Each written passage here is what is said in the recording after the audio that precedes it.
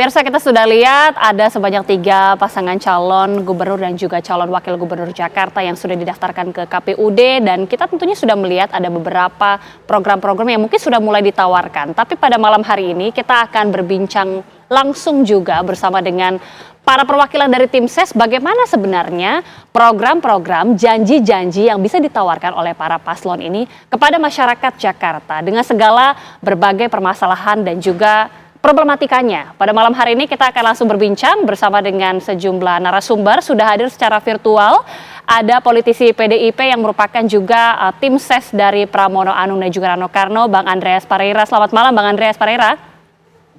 Selamat malam Margita, selamat malam semuanya. Oke, dan juga sudah ada di studio TV One, sudah hadir ini Ibu Siti Fadila Supari yang merupakan Dewan Pembina ataupun Dewan Penasihat ya, Dewan Penasihat dari tim SES Dharma Pongrekun. Selamat malam Ibu Siti, Assalamualaikum. Dan juga sudah bergabung bersama kami ada Pak Fathul Bari yang merupakan Wasekjen PKS dan juga sekaligus dari tim SES RK Suswono. Selamat malam Pak Fathul. Assalamualaikum. Oke, waalaikumsalam. Dan juga tentunya pengamat politik kita Mas Gun-Gun Herianto. Selamat malam Mas. Selamat malam Mbak Gita. Oke, Bapak-Bapak dan juga Ibu, kita sudah melihat 3 paslon ini sudah didaftarkan di KPUD, sudah juga menjalani tes kesehatan. Saya mungkin ingin membedah bagaimana sebenarnya program-program ataupun janji yang bisa ditawarkan ataupun diberikan kepada masyarakat Jakarta. Saya mungkin awali langsung dari perempuan dulu, Ibu Siti. Ini menjadi pertanyaan dari publik juga ya, menjadi pertanyaan dari masyarakat.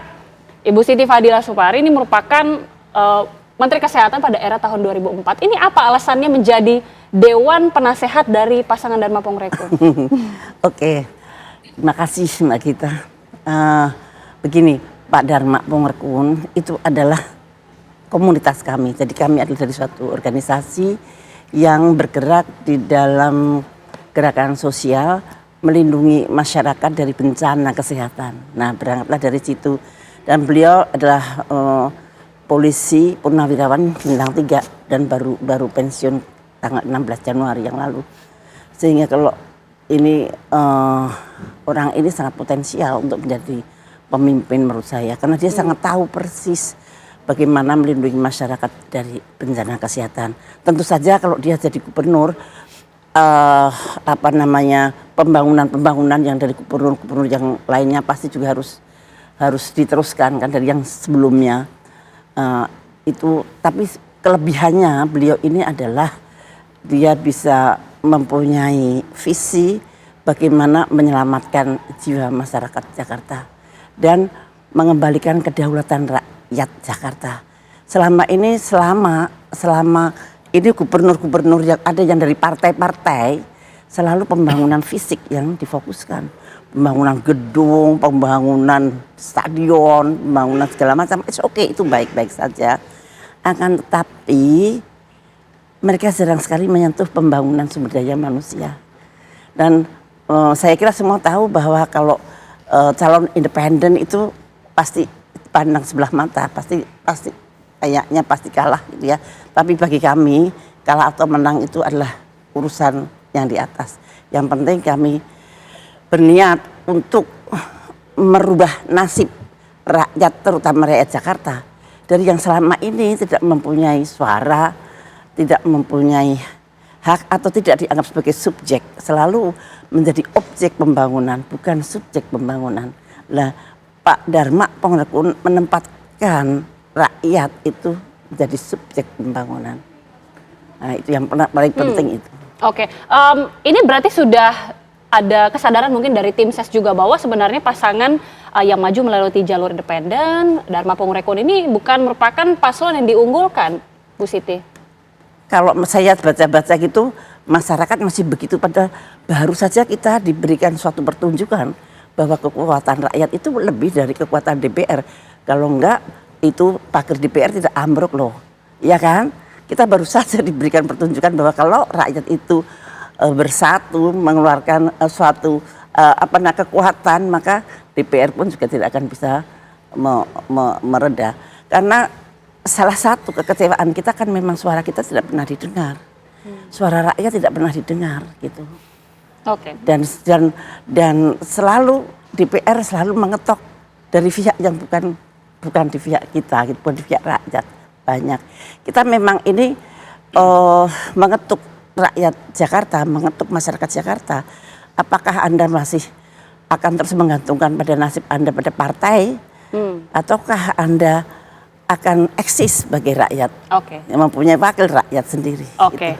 Dari yang disebutkan Bu Siti, jangan menggantungkan pada partai, saya langsung tanyakan kepada paslon yang justru diusung oleh banyak partai. Langsung ke Pak Fatul, ini kan kita tahu Pak RK tentunya sudah lebih berpengalaman karena sudah tentunya menjadi kepala daerah sebelumnya meskipun di Jawa Barat dan juga di Bandung. Tapi apa yang sebenarnya dibawa oleh RK Suswono ini? Karena sudah ada slogannya juga beredar, Jakarta Baru, ada juga beberapa slogan-slogan lainnya, Pak. Ya, yang jelas pertama kita apresiasi nih yang dilakukan oleh TV One hari ini melampaui apa yang selama ini menjadi pembahasan publik ya, Mas Gun-Gun ya. Karena selama ini mungkin publik banyak baru mungkin karena melewati proses pendaftaran kemarin baru selesai, masih ada pertentangan soal calon yang maju atau calon tidak maju, lalu juga siapa yang diusung. Tapi ini alhamdulillah TV One mengangkat satu hal yang penting sebetulnya untuk masyarakat Jakarta terkait dengan gagasan. Makanya pertama tentu yang jelas politik kita ini kan pesta demokrasi, pilkada ini pesta demokrasi, ruang demokrasi dibuka, ada yang dari partai politik, ada yang dari independen, semua masyarakat nih bebas untuk maju dan kita apresiasi Pak Dharma Pongrekun dan Kun Wardana ya, ini bisa lolos, ini gambaran bahwa proses melalui proses independen pun juga terbuka. Nah sedangkan juga kita melihat bahwa memang proses yang ada, kita kan mengusung calon yang memang dari berbagai aspek, dari berbagai faktor, plus melewati proses politik yang ada ini bisa lolos nih akhirnya nih. Belum lolos sebetulnya ya, karena kan masih proses pencalonan nih, baru tes kesehatan kemarin, masih berproses semuanya, tapi sudah diusung oleh parpol, yang memang kita mengusungnya juga berdasarkan aspek-aspek yang selama ini selalu jadi pembahasan publik, aspek elektabilitas, juga kapasitas, kapabilitas, dan juga tentu dari survei yang ada memang kan Pak Ridwan Kamil ini salah satu juga yang masuk dalam radar perpolitikan yang ada di Jakarta. Jadi tentu pertama kita yakin beliau ini punya kapasitas, pernah memimpin kota Bandung, kota besar yang hampir mirip dengan Jakarta tapi dengan lingkup yang lebih kecil, memimpin Jawa Barat, lebih besar penduduknya dari Jakarta, wilayah juga lebih besar walaupun APBD-nya lebih sedikit gitu ya. Dan juga maju dalam pilkada di Jakarta. Nah makanya kemarin kenapa kita pun juga sudah punya jargon yang selama ini akhirnya jargon itu jadi bahan alas pembicaraan untuk mengelaborasi lebih luas tentang kontennya, yakni jargon Jakarta Baru, Jakarta Maju. Kenapa Jakarta Baru? Karena memang sederhana, kita baru melewati proses pembentukan undang-undang, proses pembentukan ada ibu kota Nusantara baru, dan akhirnya Jakarta sekarang menjadi daerah khusus Jakarta, bukan lagi ibu kota walaupun sekarang sebetulnya ibu kota juga masih di Jakarta. Itu dari aspek itu pertama Jakarta Baru, dan juga kita harapkan dari proses itu kita ingin membawa Jakarta ini sebagai kota global. Makanya gambaran visinya nanti pun juga akan dibahas ya, bagaimana Jakarta Baru menuju kota global yang maju dengan karya inovatif, berkeadilan dan sejahtera. Dan ini hal yang kita coba capture bahwa banyak hal yang diharapkan oleh masyarakat Jakarta karena Indonesia punya Jakarta sebagai harapan yang menjadi kota global, tapi juga masyarakatnya perlu dilihat dalam aspek sisi karya-karya inovatif dan juga penting melihat aspek keadilan dalam banyak hal, baik itu keadilan masyarakat yang marginal, mungkin masyarakat juga di Jakarta nih banyak kaum miskin perkotaan, ataupun yang banyak keterbatasan, termasuk dalam aspek demokrasi dan juga aspek kesejahteraannya. Dan kalau kita lihat misalnya basis survei, yang paling tinggi di Jakarta ada survei LSI, ada survei indikator di bulan Oktober dan bulan Juni 2024 kemarin, itu menyatakan 2023 ya kalau kemarin ya, menyatakan bahwa hal-hal yang menjadi perhatian penting warga Jakarta ternyata masih dalam aspek-aspek yang sebetulnya sebagian besar aspek kesejahteraan, harga kebutuhan pokok yang mahal, aspek juga lapangan kerja, aspek juga kemacetan jelas, keamanan dan juga hal yang lainnya. Maka itulah yang menjadi prioritas kami, tentu dengan melihat apa yang sudah dicapai dari pemerintah sebelumnya, ini kita akan coba tingkatkan. Dengan tagline Jakarta Barunya. Kita nanti akan lebih memperdalam lagi, tapi saya ingin langsung ke Bang Andreas yang menarik juga mendengar pernyataan dari Pak Pramono, pertarungan di kontestasi Jakarta ini layaknya David melawan Goliat. Ini apakah pernyataan dari Pak Pramono sepertinya memang sudah menyadari ini chance-nya agak sulit atau pertarungannya agak sulit. Tapi apa sebenarnya strategi yang diunggulkan dari Pramono Rano Karno ini? Ya, Argita, kita semua tahu bahwa kita baru saja keluar dari situasi yang dikhawatirkan banyak orang ketika itu bahwa nanti yang akan terjadi di Jakarta ya paslon melawan kota kosong atau paslon melawan calon yang ya dalam tanda petik calon boneka lah gitu.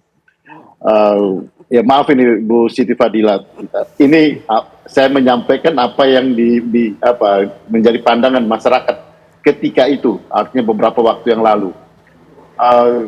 Tapi kemudian dengan keputusan Mahkamah Konstitusi, situasi ini berubah gitu. Dalam arti memberikan ruang dan peluang yang lebih luas pada partai politik ya di sini untuk mencalonkan, dan PDI Perjuangan partai yang ya memenuhi persyaratan setelah perubahan konstitusi itu, perubahan di Mahkamah Konstitusi itu soal ambang batas untuk pencalonan, maka PDI Perjuangan mencalonkan Pak Mas Pram dan Bang Rano Karno. Nah, kita lihat dari ya kedua figur ini, artinya figur Mas Pram dan figur Bang Rano, tentu pertimbangannya adalah figur yang mampu menjawab persoalan tantangan yang ada di Jakarta. Karena kita tahu bahwa pemilihan pilkada itu adalah pemilihan langsung rakyat memilih figur-figur yang dicalonkan oleh partai politik gitu. Nah, di sini tentu ya kita tahu bahwa ya ada figur seperti Mas Pram yang mempunyai latar belakang sebagai politisi, latar belakang sebagai legislator, latar belakang sebagai administrator di kabinet, dan kalau kita lihat secara ya keseluruhan dengan pengalaman ini, Mas Pram adalah seorang, ya kalau saya boleh katakan, seorang politisi teknokrat gitu. Dan dia pun memahami Jakarta ini dalam arti bahwa ya dengan segala macam persoalannya, dengan segala macam kompleksitas masalahnya, dengan segala macam kesulitan termasuk soal pembangunan sumber daya manusia. Okay. Dan Bang Rano yang adalah ya warga asli Jakarta yang kita kenal gitu ya, Bang Dul dengan perjuangannya sebagai ya anak sekolahan, dan Bang Dul selama ini ada di Komisi 10 bersama saya gitu. Kami sama-sama di Komisi 10, dan saya tahu benar bagaimana dengan latar belakang beliau sebagai wakil gubernur, dan juga di Komisi 10 Bang Dul ini ya mempunyai concern yang tinggi tentang pembangunan sumber daya manusia. Dan dia pun memahami betul bagaimana warga Jakarta ini gitu. Dan kalau Mas Pram menyampaikan bahwa pertarungan ini seperti David dan Goliat, ya ini mungkin mengilustrasikan kemarin dalam arti soal jumlah partai politik yang mengusung ya. Dan kalau kita lihat di sini ya PDI Perjuangan ya sebagai partai ya PDI Perjuangan sendiri. Tapi tentu ya dengan konstituensi, dengan rakyat, ya kami berkoalisi dengan rakyat untuk sama-sama memenangkan pilkada di Jakarta ini. Baik, nanti saya juga akan minta analisa langsung dari Mas Gun-Gun, karena ini ternyata cukup di luar dugaan, ada banyak nama-nama yang bahkan di luar dari survei. Seperti apa kemudian chance dari masing-masing? Karena ini ada tentunya pertarungan yang pertama kali dalam sejarah di mana Jakarta tidak lagi nanti menjadi ibu kota. Seperti apa kemudian bisa ditawarkan oleh para paslon ini untuk masyarakat Jakarta? Sesaat lagi pemirsa kita bahas. Ya, langsung saja saya mau minta tanggapan dari Mas Gun-Gun, analisanya. Ini ada banyak sekali nama-nama yang kemudian bermunculan di luar dari radar survei sebelumnya. Bagaimana Kans melihat para tiga paslon ini? Kalau kita bicara Kans ya, itu ada beberapa faktor yang akan jadi pengubah peta. Pertama itu adalah dinamika isu pasca usungan. Karena usungan ini kan cukup mengagetkan ya, kayak munculnya nama Pak Pram, kemudian Pak Suswono ya, gabungnya PKS ya. Kemudian juga kandidat independen. Nah, ini tentu bicara soal dinamika pasca usungan ini akan menentukan naik turunnya probabilitas perolehan suara. Kemudian yang kedua, solid tidaknya basis struktur partai, terutama yang diusung oleh partai ya. Kemudian juga basis segmen-segmen pemilih yang dikuasai oleh kandidat independen. Kenapa? Kalau tidak bekerja tentu tidak akan berlabuh menjadi suara. Kemudian yang ketiga itu soal damage control. Bagaimana mengontrol potensi-potensi kerusakan. Karena kan pemilu pasti aksi reaksi. Bukan hanya mereka yang bertarung, tapi tim ses, kemudian juga orang yang di balik layar, yang kemudian tentu tidak hanya semata bicara pilkada, tapi bicara soal konfigurasi politik dalam arti luas. Nah, relasi kuasanya itu luar biasa apalagi Jakarta kan spotlight politik nasional. Sehingga pasti mungkin tidak terdiskusikan di ruang publik, tetapi menentukan siapa yang kemudian berpotensi menang di Jakarta. Bukan hanya kekuatan politik, tapi juga kekuatan ekonomi. Dan yang keempat tentu adalah bicara soal bagaimana memosisikan diri, sekaligus juga segmenting dan political marketing dalam arti political branding yang dimiliki oleh masing-masing. Ya, jadi itu tiga hal itu dari sisi political marketing juga akan menyumbang apakah tebal tidaknya perolehan suara. Tapi bagi saya sih yang paling penting sekarang dari tiga pasangan calon ini adalah karena ini baru tahapan awal, ya kan? Apakah nanti betul-betul didefinitifkan oleh KPU dan dideklarasikan sebagai benar-benar kandidat, ya?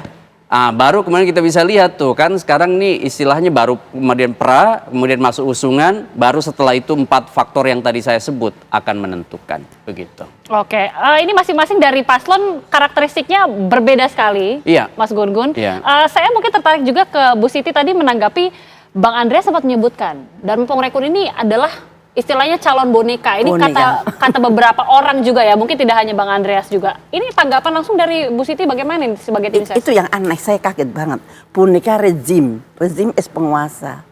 Dan penguasa semua tahu bahwa sekarang penguasanya is partai. Jadi kalau yang ada hubungannya dengan penguasa itu mungkin lebih ke arah calonnya Kim Plus kan deket penguasa Pak Jokowi lah. Kalau sekarang ini penguasa masih Pak Jokowi nomor 1. Nah kalau Kim Plus jelas dekat Pak Jokowi. Kalau Pak Pramono Anung jelas sikapnya Pak Jokowi. Lah saya ini bonekanya siapa gitu loh. Lah kita hubungannya apa dengan Pak Jokowi? Justru sebetulnya yang boneka itu sebetulnya yang dekat dengan penguasa. Kita betul-betul dari rakyat.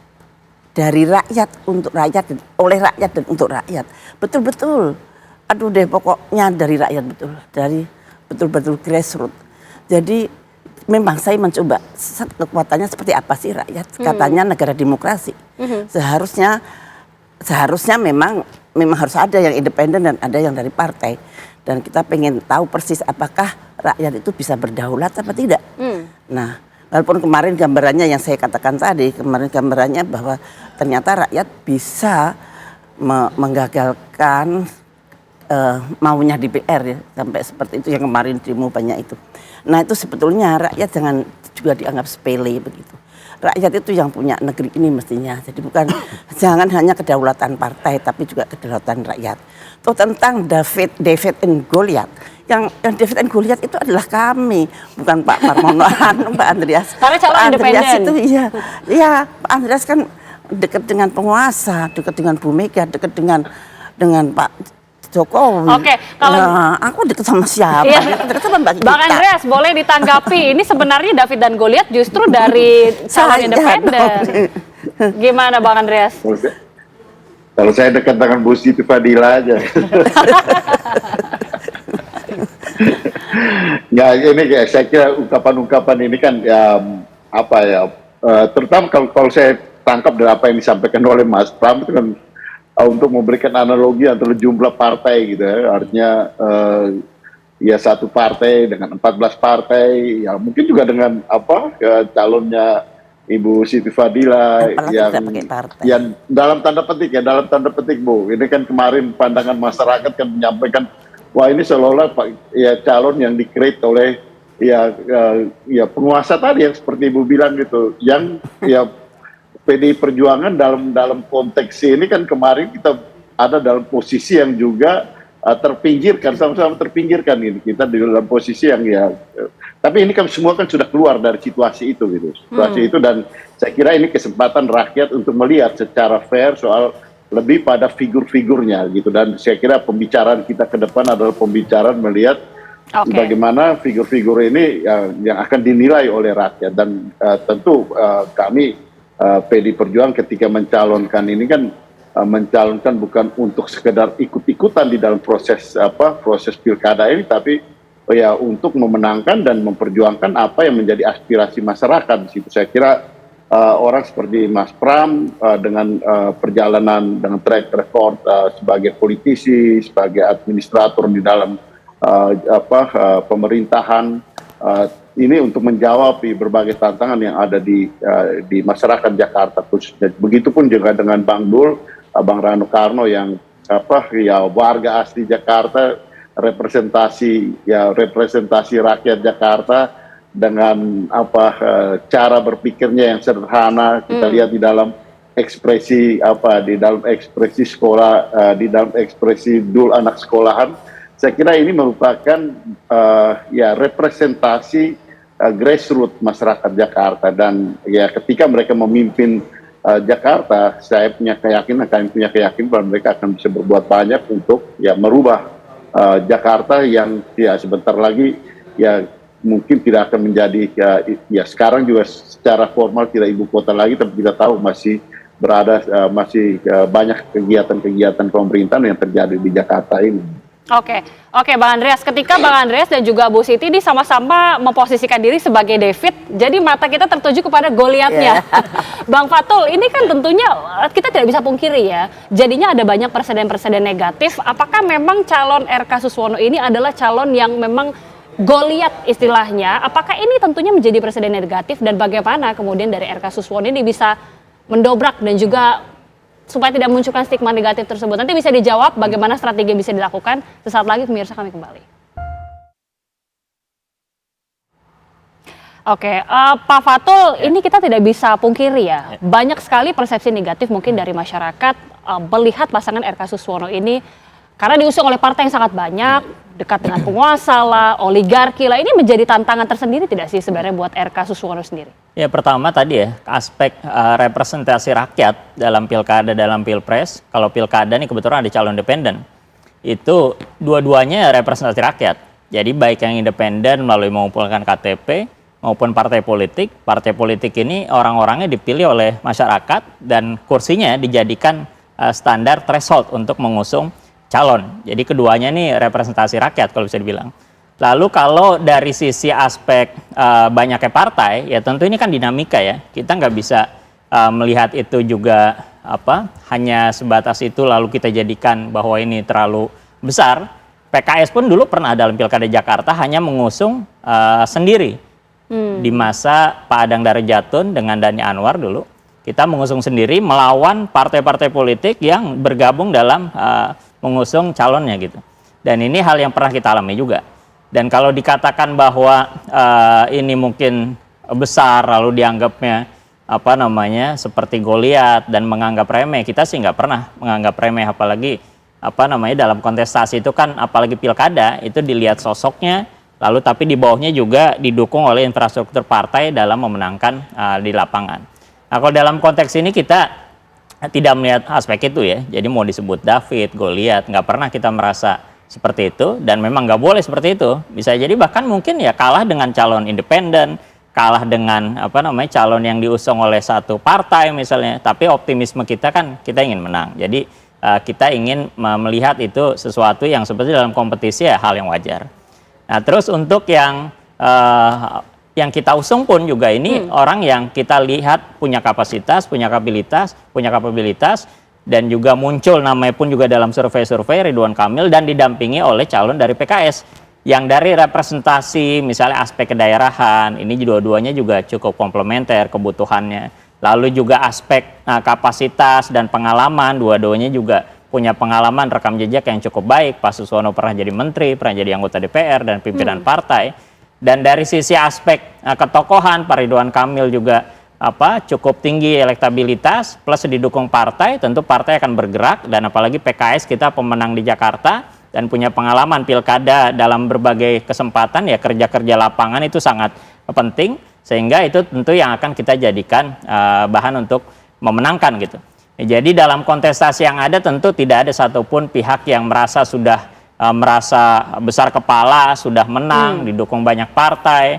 Apalagi tadi ada sebutan David Goliath. Nah, itu mungkin istilah-istilah yang dalam Pak Pram konteks itu. Ya, dalam konteks itu tidak tidak cukup relevan lah. Karena yang dipilih pun juga kadang calon independen dimanapun juga pernah ada di Indonesia yang tidak didukung partai, tidak diusung partai tapi bisa menang. Dan ini dalam kontestasi ini hal yang umum saja. Jadi tinggal persaingannya nanti kompetisinya secara fair, lalu juga dilakukan dengan adu gagasan, adu ide, dan nanti tinggal rakyat yang memilih apakah dia ingin memilih gagasan-gagasan dari calon A, calon B, calon C yang beliau anggap nanti juga dengan latar belakang masing-masing ya punya kemampuan untuk memimpin mereka dan menjalankan visinya sesuai dengan harapan mereka. Oke, Mas Gun-Gun, ini kan berarti kita sudah lihat ya, ada calon didukung banyak partai, satu partai saja bahkan ada calon independen. Tapi dari karakteristik masyarakat Jakarta, karakteristik pemilih ini di Jakarta khususnya, apalagi kita tahu ini adalah tahun terakhir Jakarta sebagai ibu kota. Ini bagaimana kemudian melihat karakteristik dari Jakarta ini? Iya, menurut saya memang ini menjadi pertaruhan ya. Pilkada Jakarta saat ini kan bukan pilkada yang ideal dari sisi sodoran figur. Kenapa? Karena aspek competitiveness-nya ini melemah sebenarnya. Contoh misalnya sosok yang punya elektabilitas tinggi dan punya basis suara di Jakarta seperti Pak Anies kan tidak jadi maju, sehingga ada gap sebenarnya di situ antara harapan dengan realitas yang diterima oleh masyarakat. Maka pertaruhan di pilkada sekarang, apakah kemudian tingkat partisipasinya akan menurun dan signifikan atau tidak dari 8,3 juta itu. Tapi itu ada mungkin terjadi? Iya, sangat mungkin terjadi karena keestimasi misalnya basis pemilih yang loyal pada Anies itu kan, Pak Anies itu kan sekitar 2,3-an ya juta, dan ini angka yang besar, sehingga kemudian juga tentu ya selain dari perspektif kandidat, dari perspektif publik, karakter pemilih Jakarta itu kan menginginkan problem solving kan, sehingga kemudian tentu di luar aspek sosiologis dan psikologis, basis rasional itu tentu akan menentukan. Contoh misalnya, pertama akan melihat dulu dari tiga pasangan ini sebenarnya posisi ya kan dukungan ini dari mana ya kan? Apakah kemudian punya irisan dengan yang tadi dipersepsikan sebagai oligarki? Termasuk juga identik atau tidaknya dengan kekuasaan yang saat ini kemudian ada, ya kan? Sebut aja reference power atau kekuatan rujukannya kan Pak Jokowi, Pak Prabowo, begitu ya. Nah, ini tentu sebagian masyarakat akan memosisikan diri, ya kan? Siapa di antara pasangan itu yang identik sekali misalnya dengan irisan politik Pak Jokowi kah, Pak Prabowo kah, gitu ya. Kemudian yang kedua, tentu juga dari sekian banyak pertarungan narasi, siapa yang kemudian bisa memalingkan pemilih-pemilih kritis, pemilih kelas menengah terdidik yang kemudian bisa aja memengaruhi atau menjadi booster bagi pergerakan masyarakat awam. Nah, ini juga jangan dianggap sepele, akan banyak menurut saya kejutan. Kejutan itu bisa dalam arti berpartisipasi di bilik suara atau gerakan lainnya. Maksud saya kan partisipasi tidak hanya konvensional di bilik suara, tapi juga bisa protes, bisa kemudian mosi tidak percaya, ya kan? Kan banyak hal yang kemudian sangat mungkin terjadi kalau asumsi kritisnya masyarakat itu tidak terkanalisasi dengan baik. Makanya kemudian butuh bukan hanya hadirnya pasangan calon, tapi juga progresifnya menjawab kebutuhan Jakarta. Bukan hanya kepentingan elit semata, itu yang saya maksud. Ya. Oke, menarik juga tadi disebutkan oleh Mas Gun-Gun bahwa ketika Anies Baswedan tidak kemudian berkontestasi di Pilkada Jakarta, akan kemanakah ceruk suara dari pendukung Anies Baswedan? Karena Bang Andreas, kita sudah mendengar juga pernyataan langsung dari Bang Rano yang sebenarnya sempat mengisyaratkan apakah mungkin Anies Baswedan ini menjadi juru bicara atau menjadi jubir tim ses ya dari Pramono Anung dan juga Rano Karno? Ini bisa ditanggapi Bang Andreas, tapi kita jeda dulu pemirsa, kami kembali saat lagi.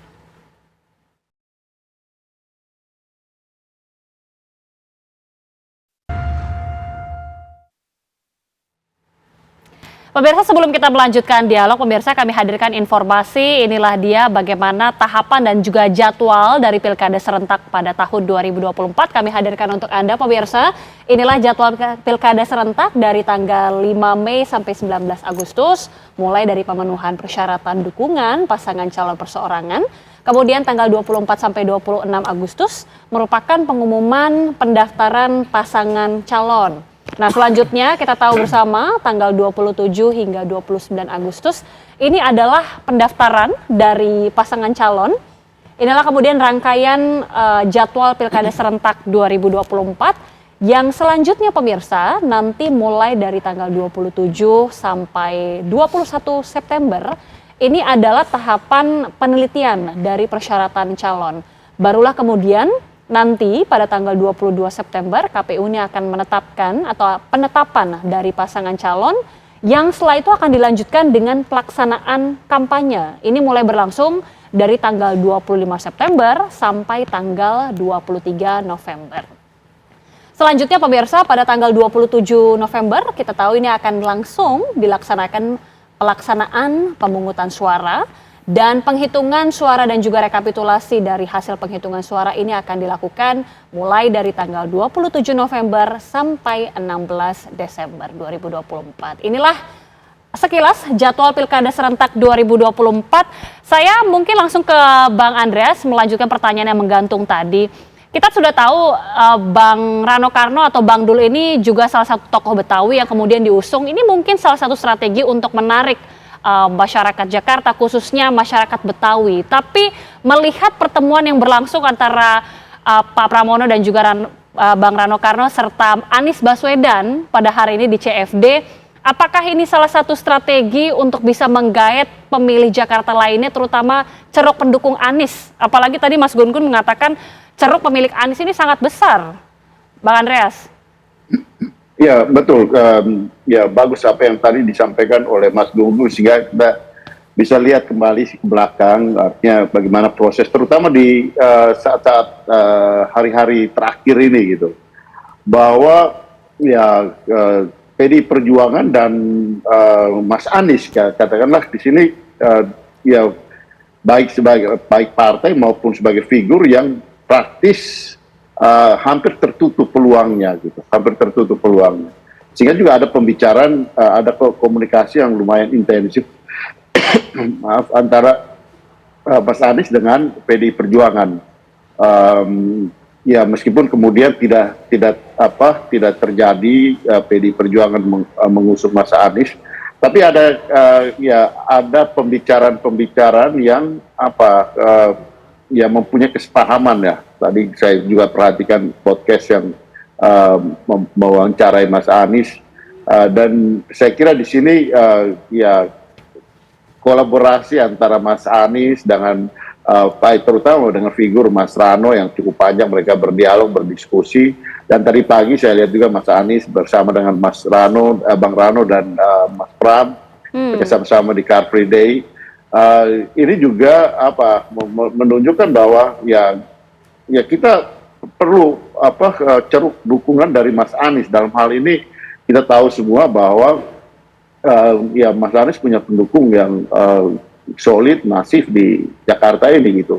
Okay. Dan sayang sekali Mas Anies tidak bisa maju di Pilkada DKI, sehingga saya kira kita ya menawarkan diri untuk sama-sama bekerja sama di dalam proses untuk memenangkan Pilkada DKI, karena ya kita juga tidak mau ada Mas Anies ditinggal di dalam proses ini, dan tentu Mas Anies punya pertimbangan ke depan bagaimana, tapi untuk menghadapi Pilkada hari ini tentu ya komunikasi dan kolaborasi itu penting untuk supaya jangan sampai ada bagian dari kelompok masyarakat yang tertinggal di dalam proses Pilkada, yang dikhawatirkan oleh Mas Gun tadi gitu, bahwa ada kelompok masyarakat yang kemudian tidak menghendaki, tidak mau memilih atau datang untuk memilih semua calon gitu, hanya karena mereka kecewa dengan proses pilkada yang sebelumnya terjadi. Sehingga ke depan kita lihat bagaimana partisipasi ini benar-benar maksimal, dan kemudian dari partisipasi yang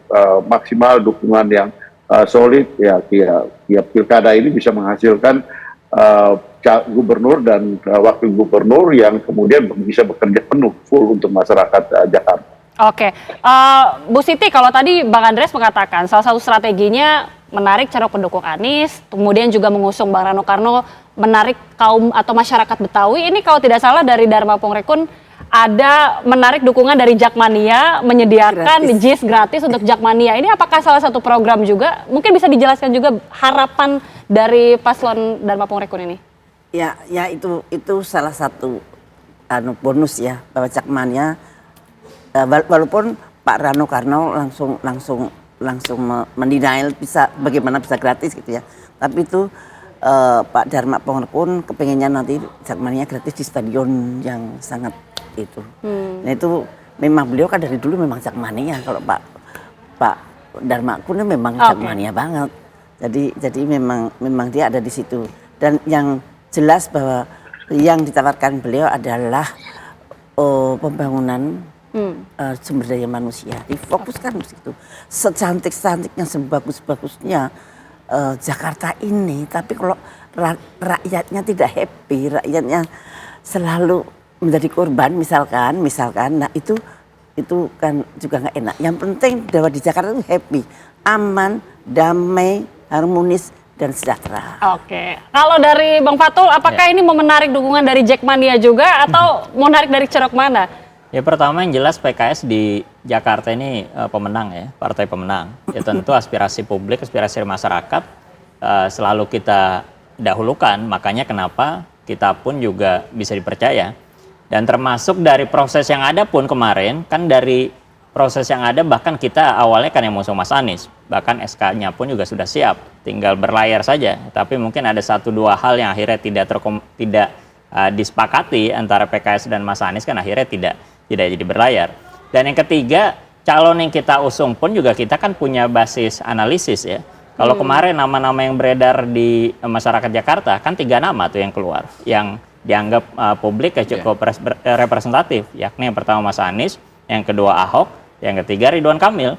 Dan kita pun akhirnya pun juga melihat bahwa ada sosok Ridwan Kamil pun juga ini bagian dari aspirasi publik juga, ada masyarakat yang mengharapkan. Ya, kalau perlu sebetulnya kemarin kita sangat berharap kalau mau ramai dan ideal seperti yang disampaikan Mas Gun-Gun, ya harusnya kemarin kalau PDIP jadi, wah itu akan menarik tuh, karena tentu di lapangan tarik menarik dukungan, kepercayaan publik ini akan menarik. Dan kita tentu di Jakarta PKS ini kan kemarin juga partai yang satu periode ketika Mas Anies memimpin Jakarta, ya PKS yang ada di dalamnya. Kita mendukung programnya, aspirasinya kita sampaikan, bahkan aspirasi program dari PKS juga ada sebagian akhirnya dari masyarakat tuh bisa terrealisasikan, bantuan rumah ibadah dan sebagainya. Dan hal-hal yang baik yang sudah dilakukan tentu makanya ini pun juga jadi catatan juga buat Pak Ridwan Kamil, kita sampaikan beliau, hal-hal yang sudah baik ini tentu akan kita lanjutkan, bahkan kita tingkatkan. Jadi masyarakat Jakarta tidak perlu khawatir, apa yang mereka harapkan tuh bisa terakomodasi, ini paling utama ya buat mereka. Siapapun orangnya tentu aspirasi masyarakat yang kita dahulukan. Oke, Mas Gun-Gun, kita sudah dengar ya, sedikit kilas lah dari strategi kemudian juga program-program yang akan ditawarkan dari para paslon ini. Akan seperti apa kira-kira pertarungan di Jakarta ini, Mas? Iya, menurut saya pertarungannya tidak akan terlalu sengit sih sebenarnya. Ibarat bermain catur ya. Jadi pergerakan majunya bidak belum tentu majunya bidak tersebut, tetapi bisa jadi untuk melindungi, ya kan, bagian-bagian lain yang sebenarnya sedang juga membutuhkan yang disebutkan di mekanisme pertahanan diri. Kan biasa dalam bermain catur begitu ya, jangan melihat majunya bidak hanya semata bidak gitu. Jadi kalau kita bicara soal landscape politik, Pilkada Jakarta jangan dilihat semata-mata Pilkada Jakarta, maksud saya gitu. Tapi bicara soal konfigurasi politik nasional, contoh misalnya masuknya PKS ke Ridwan Kamil, tentu kan tidak bicara hanya Pilkada Jakarta gitu. Tapi bicara apakah misalnya ada sesuatu yang kemudian politik akomodasi, power sharing, yang itu juga harus dibaca sebagai bagian utuh. Sehingga kemudian perubahan sikap termasuk juga masuknya misalnya nama Pak Pramono. Kan tidak hanya semata-mata seorang Pak Pramono, tetapi juga bicara soal landscape politik yang juga lebih luas saya pikir ya. Sehingga bacaan-bacaan seperti ini butuh menurut saya kita lihat pada saat proses kampanye berlangsung, ya kan? Dan yang paling penting lagi pada saat proses konfigurasi politik yang baru akan kebentuk Oktober itu juga terjadi gitu. Maksud saya begitu. Kita akan lihat bagaimana tahapan-tahapan nanti, termasuk juga tahapan kampanye yang akan sangat kita tunggu tentunya. Tapi terima kasih sekali lagi Mas Gun Gun, terima kasih Bang Fatul, terima kasih Bu Siti dan juga Bang Andreas sudah bergabung bersama kami di Apa Kabar Indonesia Malam.